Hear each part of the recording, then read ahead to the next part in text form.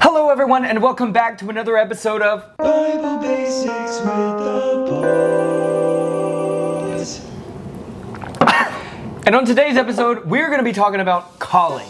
Wait, who's calling? No, calling. Oh, I know Colin. He's a real nice guy. No, calling. Although we do love you, Colin. You have a beautiful son.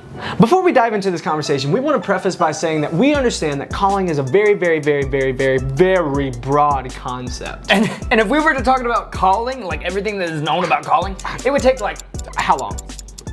way longer than 5 minutes. And that's not allowed. Thanks, Ron. Youth Quest 2022. So today, we are just hitting the basics. What is calling? The Oxford Dictionary defines calling as the loud cries of an animal or person. No, That wasn't that's it. I'm not. so sorry. Never do that I was again. trying to do that. A strong urge toward a particular way of life or career, a vocation. Calling is often related to the idea of purpose. God has a calling and or a purpose for all of us. However, we believe that there are more corporate callings and then personal callings. For example, as believers, we are all called to know Christ and to make him known. And in the book of Matthew, the Great Commission tells us to go and make more followers of Jesus, inviting them into the relationship that we ourselves were invited into. But we have to know this individual that we're introducing to others to be able to introduce them. Kind of a big deal. As believers, this is our corporate calling. However, it gets a little more personal as well. I recently heard this explained very well by someone that we cannot legally release their name, so for this video, we are going to refer to them as Bax Moroso. Because that doesn't even sound like his name. No, we're good. Bax explains this idea of calling into 3 steps. Number 1, the call. This goes back to everyone being called to Jesus. The very action of a call is an invitation. Jesus invites us to follow him and to know him deeper. Then after the call comes Number 2, the burden. God has given all of us specific things that we are wired for and passionate about. and some of us are wired more than others. Woo! Everyone's burdens won't look the same, but it will all fall under the call of knowing Jesus Christ. And then we have number 3, the task. The task is the channel or the vehicle that we use to carry out whatever this burden entails. However, it's important to note that the burden and the task can change over time. They might evolve, but the call will always stay the same. Let me give you a more personal example. When I was younger, the Lord called me into children's ministry. I had a pretty good idea of what that calling and vocation was supposed to look like. I served in my kids' church, I helped out at my school, but then there was one season of my life that due to unforeseen circumstances,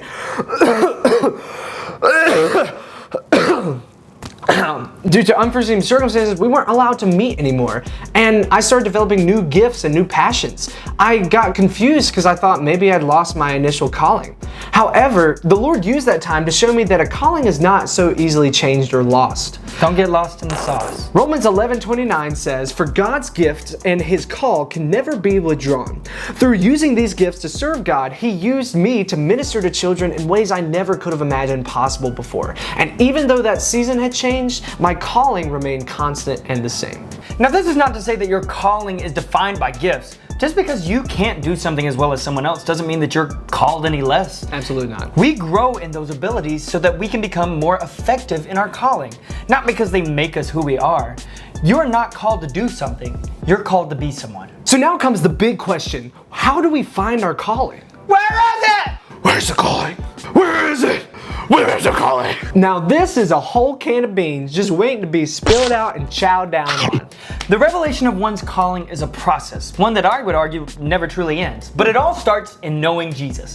Matthew 6:33 says to seek first his kingdom and his righteousness, and all these things will be added unto you. God does not usually tell us everything at once, but he desires for us to seek him for all the answers. The closer you get to him, the easier it is to hear the call.